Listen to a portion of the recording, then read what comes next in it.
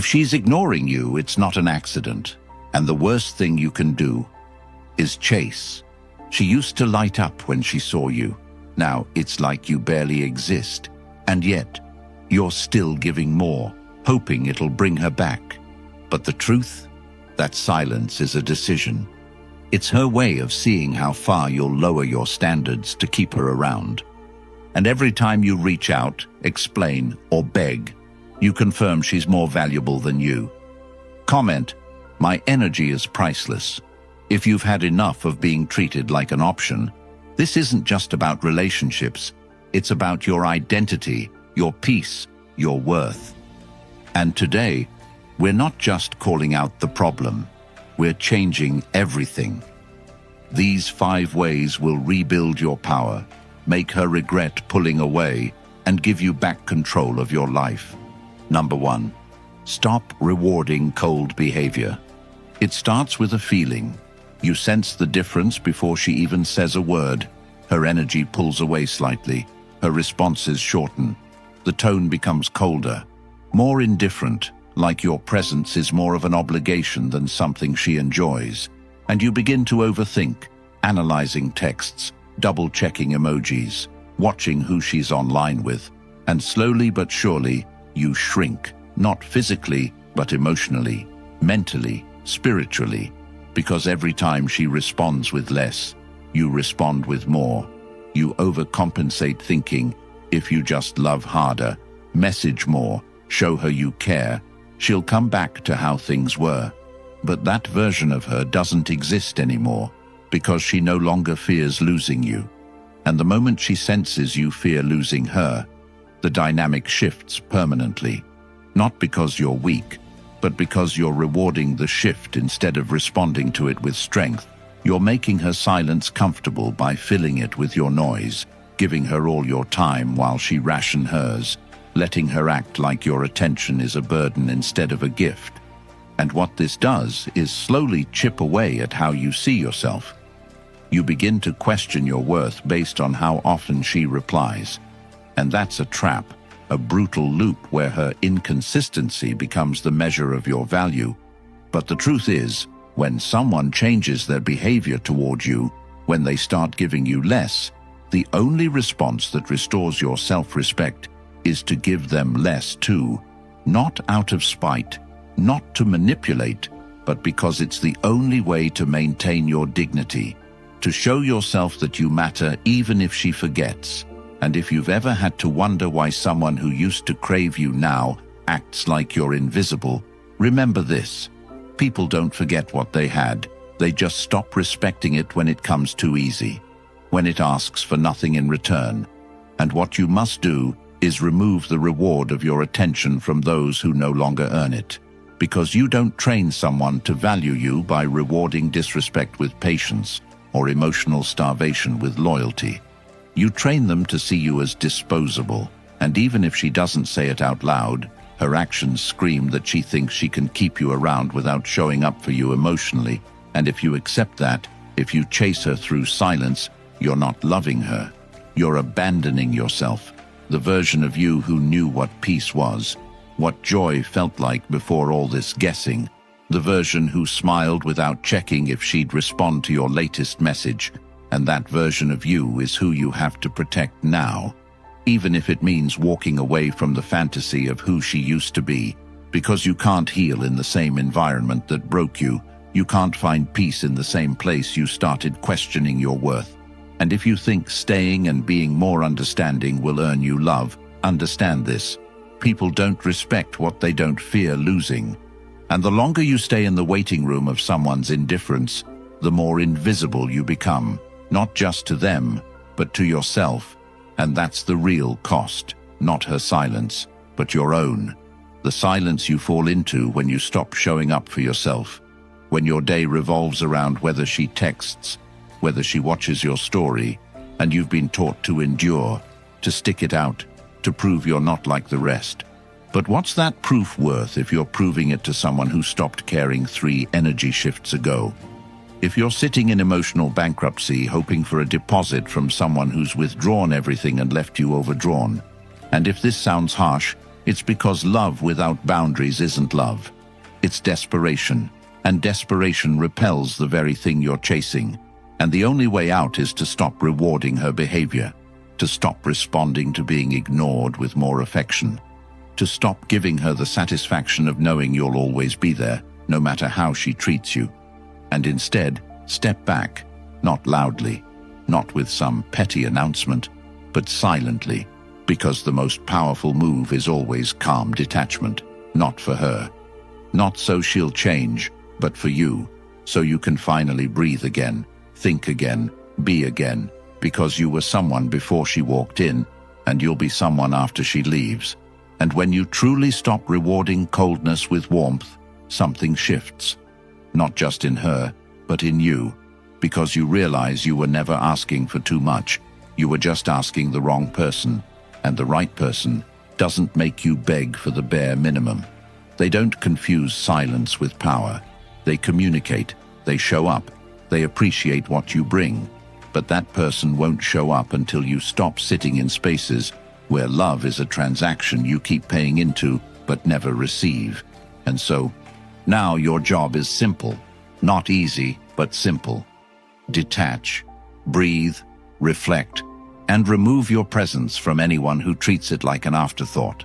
Not to punish, not to win her back, but because you owe it to yourself to no longer fund your own disrespect. And the minute you do, when you stop chasing, stop explaining, stop showing up where you're not wanted, you'll see something shift. Not just in her, maybe not in her at all, but in your own reflection, in your own soul. And that's the beginning of everything you've been searching for in someone else. And if you're ready to stop chasing answers in people who don't care enough to stay consistent, then it's time you start pouring into the one place that never lies, your inner foundation. That's why I created the Stoic Relationship Blueprint, a guide built for men who are tired of feeling lost, tired of feeling disposable, and ready to take full ownership of their emotions, their relationships, and their future. This isn't just a book. It's packed with timeless Stoic principles designed to give you clarity, control, and confidence, no matter what she does. And now, it's also available in audiobook format so you can absorb these life-changing truths while taking a walk, on a run, driving, or wherever you need strength the most. You don't have to flip pages to feel the shift. Just press play and let it rewire the way you think, act, and carry yourself. Linked in the comments. Once it's yours forever. No subscription, just pure permanent access to the kind of wisdom that turns pain into power. Don't let another day go by reacting to someone who couldn't care less. Equip yourself with the mindset to never be shaken by someone else's behavior ever again. Number 2, pull back with calm. You feel the shift, not just in her words, but in what she no longer says, in the pauses, the delays, the way she talks to everyone else, but finds a reason to say less to you. And what most people do at this point is panic. They double down, send more messages, try to rekindle the spark by acting sweeter, more available, more agreeable. And what they don't realize is that this very act confirms to her that she has the upper hand, that you fear losing her more than she fears losing you, and that imbalance breeds nothing but contempt over time, because once someone sees they can back away without consequence, they will do it again, and again, and again, until your self-worth is buried beneath their patterns. So instead of reacting, you must do the one thing most never do. Nothing. Not the kind of nothing that hides resentment, but the kind that comes from complete stillness, where your mind stops spinning around her distance and starts focusing on what that distance is teaching you. Because when someone pulls away and you chase, you lose yourself. But when someone pulls away and you observe without reacting, you gain insight, and that insight is everything. It tells you who they are when they think they no longer need to impress you. It shows you if their presence was ever built on genuine connection or just validation seeking. And when you pull back with calm, you're not playing games, you're not being petty, you're simply stepping into your power, because you've realized that not every action deserves a reaction, especially when that action was designed to test your boundaries. And if your default setting is to overgive, over-explain, overcommit, pulling back will feel like punishment, not for them, but for you, because you've conditioned yourself to believe love is earned through effort, not through alignment. And pulling back isn't about withholding, it's about protecting. It's about creating space for clarity to emerge, because when you sit in silence, not with bitterness, but with awareness, you begin to see everything you couldn't see while trying to fix someone else's lack of effort. And in that space, you remember that people don't just treat you how they feel about you. They treat you how you allow them to. And if you've been making it easy to access your energy without reciprocation, you've been teaching them that their inconsistency has no consequence, and that must end, because your peace is not negotiable, your time is not disposable, and your presence is not a placeholder. So you start showing that by not reacting to breadcrumbs, by not rewarding indifference with increased attention, by not trying to decode behavior that is already telling you everything you need to know, because silence is communication, and the way you respond to it shapes how they see you from that point forward. And in pulling back, you create a vacuum, and in that vacuum, one of two things happens. Either they come closer with intention, or they fade completely, and both are wins, because if they come back with clarity, you've taught them what it means to be valued, and if they disappear, you've just removed someone who was never truly with you. And yes, it hurts, but hurt with clarity is better than comfort in confusion, and pulling back isn't a test for them. It's a revelation for you. It reveals who stays when you stop performing. It shows you who wants you beyond what you offer, and it strengthens your resolve to no longer chase those who treat you like an afterthought. And the calm is essential, because if you pull back with anger, you're still giving them control, but if you pull back with peace, you're taking full ownership of your emotional reality.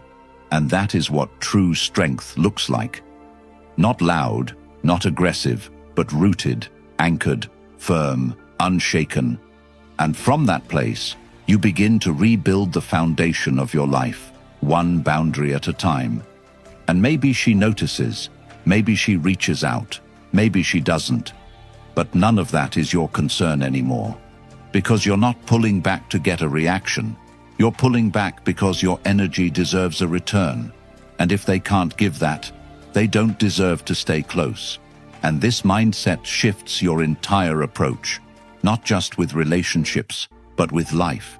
Because now, instead of clinging to what's slipping away, you learn to release what resists you. And in doing so, you become the kind of person who doesn't need to chase love, because they embody it, not through words, but through standards, through how they walk away when disrespected, how they sit in silence without fear, how they stay calm even when their emotions beg them to react. And that kind of power cannot be faked. It's built through discipline, through choosing solitude over subpar connection, through valuing inner peace over temporary comfort. And once you taste that, you stop settling for less.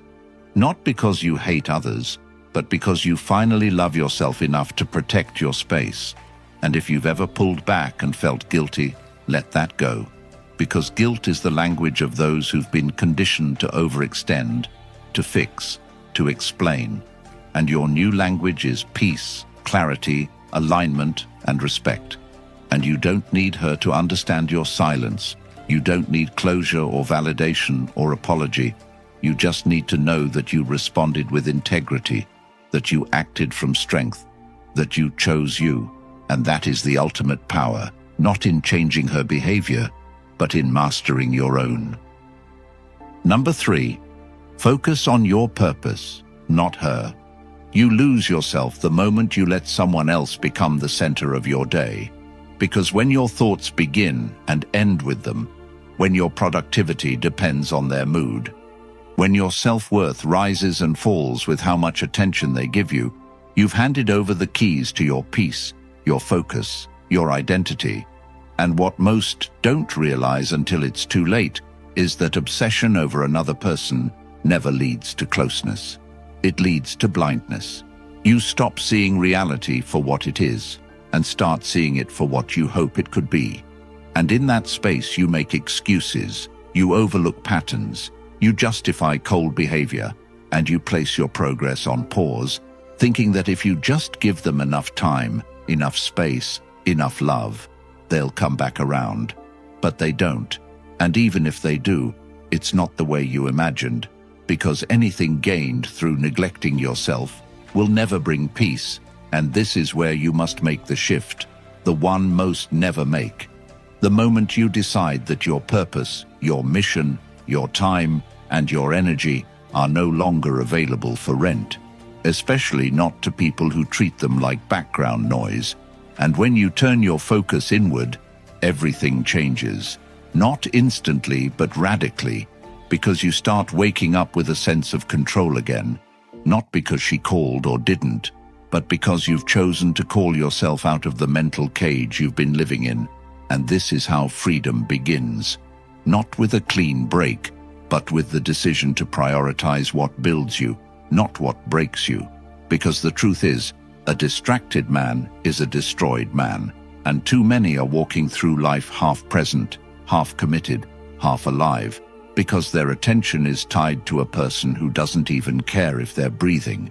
And the irony is that while you're losing sleep thinking about what you did wrong, she's moving through her day, untouched, unbothered, maybe even entertained by the idea of your devotion. And this isn't bitterness, it's clarity. Because clarity doesn't always come from words. Sometimes it comes from silence, from distance, from watching someone remove themselves while you're still trying to write them into your future. And that's your wake-up call. Not to chase, not to beg, not to win her back, but to get back to what you were building before she distracted you. Because every dream you shelved for her, every gym session you skipped, every plan you delayed hoping she'd notice, none of it brought her closer, and all of it took you further from yourself. And now, the only way back is through discipline, the kind of discipline that rewires your days, your thoughts, your rituals. Because when you place your focus on your purpose, you no longer have time to question why she stopped texting. You're too busy improving, creating, building a life that no longer needs her validation to feel complete. And this kind of shift is uncomfortable, because your mind is conditioned to crave her attention as proof that you matter. But that's a lie you've believed for too long. And once you stop believing it, you become dangerous. Not in a violent way, but in a focused way. The kind of danger that comes with knowing exactly who you are and refusing to waste that identity on someone who made you question it. And the reason most men stay stuck is because they're waiting for closure. But purpose doesn't need closure. It only needs commitment. So instead of asking why she left, ask why you stayed so long in a place that made you doubt yourself, and start rebuilding the routines that sharpen you. Wake up early even when you're tired. Hit the gym even when your mind says you're broken. Pick up the books you once read when you were clear-headed. Write down your goals with brutal honesty, and hold yourself accountable like your life depends on it. Because it does. And the more you do this, the less power her silence has over you, because silence doesn't distract someone who is busy creating. And as your focus sharpens, so does your aura. And people will notice not just her, but everyone, because there's a confidence that can't be faked. One that only comes from knowing you are living in alignment with your values, not someone else's attention span. And maybe she'll come back around, maybe she won't. But either way, you've already won, because you're no longer waiting for someone else to validate your existence. You've taken full responsibility for it. And now, when someone enters your life, they're not entering a space of desperation. They're entering a space of excellence, one that you've built brick by brick while everyone else was waiting for someone else to change. And this is what separates those who move on from those who stay trapped. because purpose is the cure for emotional chaos. It's the compass that keeps you steady when everything else is uncertain. And if you're serious about reclaiming your life, you must stop waking up thinking about her and start waking up thinking about what you're building, who you're becoming, and what legacy you're leaving behind. Because at the end of the day, no one is coming to save you, especially not the person who's ignoring you. And the sooner you accept that, the sooner you start saving yourself. Number 4. Be unfazed. The moment you stop reacting to her behavior is the moment she starts questioning it, not because you're playing games, but because you finally realized that your peace matters more than her inconsistency. And if you've ever sat there staring at your phone, hoping for a reply that never comes, overthinking every past conversation, trying to figure out what went wrong, understand this. You're not hurting because she's ignoring you. You're hurting because you've made her response a requirement for your self-worth. And when you make someone else responsible for how you feel, you give them the power to control your emotions, your actions, your entire mindset. But that power was never meant to be outsourced. And being unfazed doesn't mean you stop caring. It means you stop depending. It means you let go of the need to control how others see you, how they respond, how they show up or don't. And you shift the focus back where it belongs, which is on how you carry yourself, regardless of how others treat you. Because anyone can be composed when everything goes their way, but very few can stay centered when they feel disrespected, abandoned, or unseen. And this is where your real strength is tested, not when life is easy, but when silence screams at you to react, when rejection pokes your ego and dares you to lose composure. And being unfazed is about responding with principle instead of reacting with impulse. It's about recognizing that not every slight deserves a comeback, not every withdrawal needs to be chased, and not every disrespect warrants your explanation. Because sometimes the most powerful move isn't to show them how you feel. It's to feel it in private and still carry yourself with grace. And what most people don't understand is that reacting is cheap. Anyone can get emotional. Anyone can rant or beg or explain endlessly. But restraint, that's rare. And it's in that restraint that your value is revealed, not to them, but to yourself. Because every time you choose not to break character for someone who clearly doesn't respect your presence, you reinforce your own standard. And this isn't about being cold. It's about being clear. It's about realizing that someone pulling away doesn't mean you failed. It means they've shown you their capacity. And once you see that, you can decide whether you're willing to lower your energy to match theirs, or if you'll simply detach and keep moving without losing your dignity in the process. And if you've ever been ghosted, breadcrumbed, or emotionally manipulated, the temptation is to call them out, to get closure, to defend your worth. But the truth is, real closure comes when you stop needing their apology to move on, when you decide that your peace is non-negotiable, even if they never acknowledge the harm they caused. And this level of control isn't built overnight. It's trained. It's earned through self-discipline, through daily choices to not let their behavior dictate your reactions, to not let your mood shift based on their validation, to not let your identity fluctuate with their attention, and instead, you start focusing on what you can control, your thoughts, your energy, your boundaries. And the moment you do that, everything changes, because now you're not waiting, not checking, not guessing, you're living. And that kind of stillness is unsettling to people who are used to controlling you with inconsistency, because when their silence no longer affects your energy, they lose access to what made them feel powerful, and you gain access to a version of yourself who's no longer desperate for someone else to choose them, because you've already chosen yourself. And that version of you starts walking taller, thinking clearer, acting wiser, not out of ego, but out of alignment. Because when your values are clear, your decisions become easy, and when someone treats you like an option, you don't need to argue. You just exit, not out of bitterness, but because you don't negotiate your self-respect. And if she texts, she texts. If she doesn't, she doesn't. But either way, you're good, because your day isn't built around her availability. It's built around your mission, your goals, your discipline. And the more you do this, the more attractive you become. Not just to others, but to yourself. Because now you're no longer seeking validation. You're walking in self-certainty. And people can feel that even if they can't explain it. And yes, she might notice. She might come back. She might test you again. But this time you're not emotionally available for inconsistency. This time you've seen behind the curtain.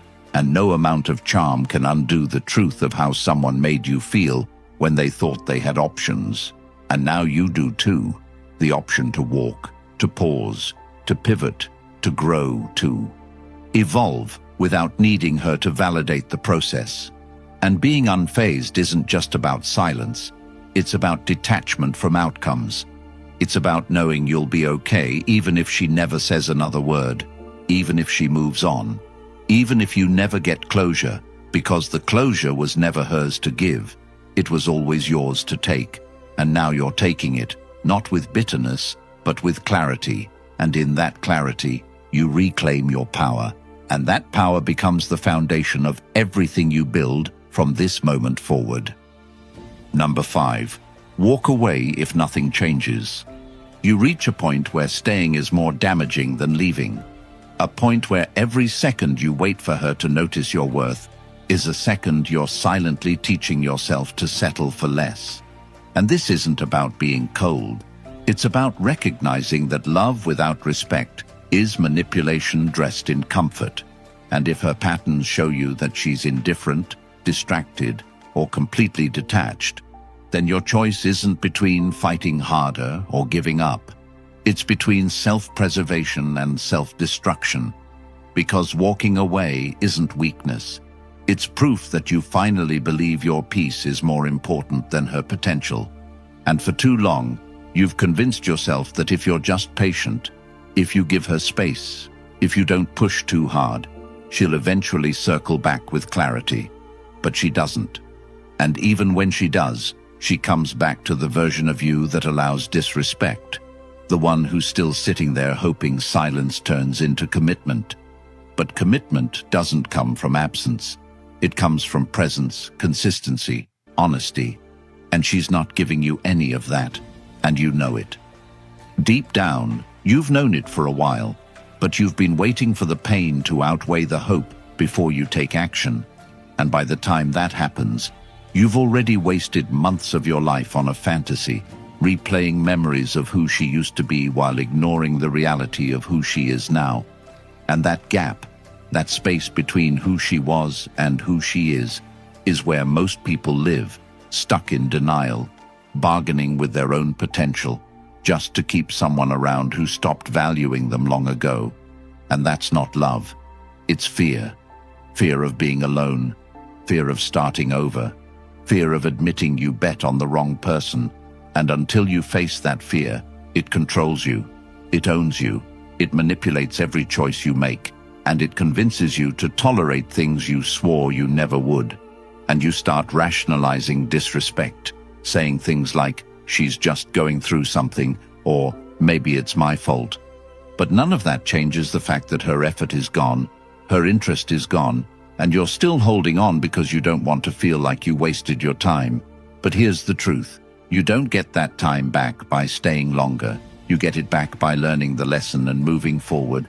And if nothing changes, if her behavior remains cold, distant, inconsistent, if you're the only one reaching out, initiating, apologizing, explaining, while she lives her life like you don't exist, then the longer you stay, the more you betray yourself.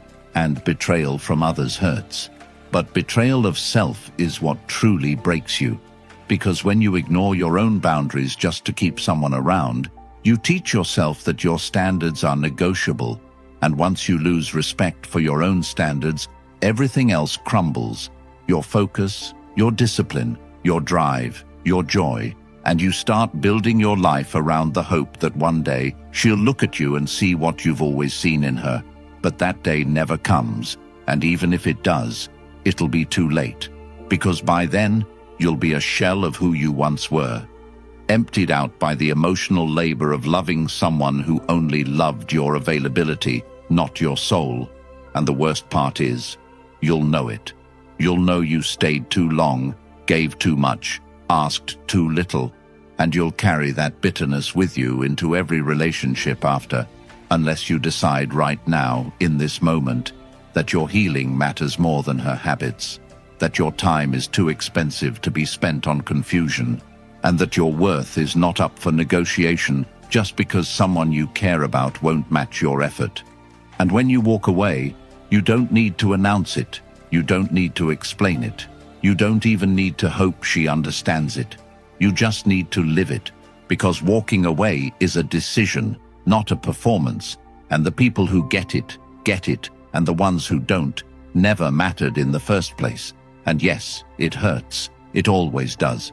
But hurt is temporary. Self-abandonment is forever. So you choose the pain that ends now, not the pain that drags on for months while you slowly forget who you were before she made you feel replaceable. And if you're waiting for a sign, this is it. Not because I said it, but because you've already said it to yourself 100 times in your head. Every time you reread the same dry text.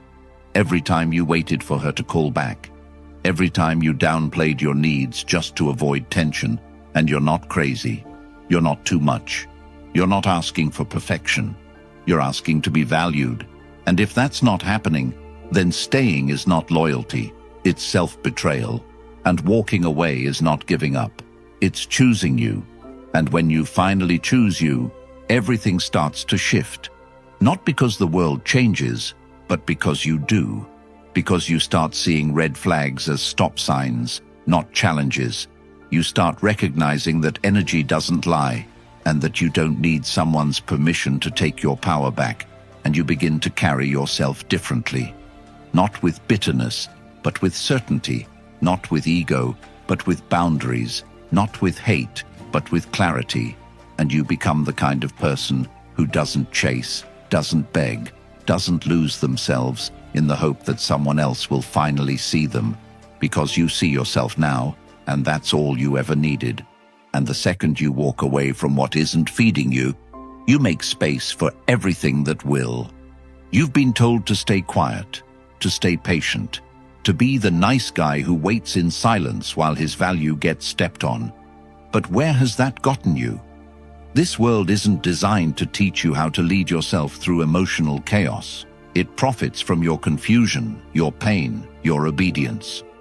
The Stoic relationship blueprint is your rebellion, packed with timeless Stoic truths that no one ever handed you growing up, truths that will flip the way you think, respond, and carry yourself in any relationship.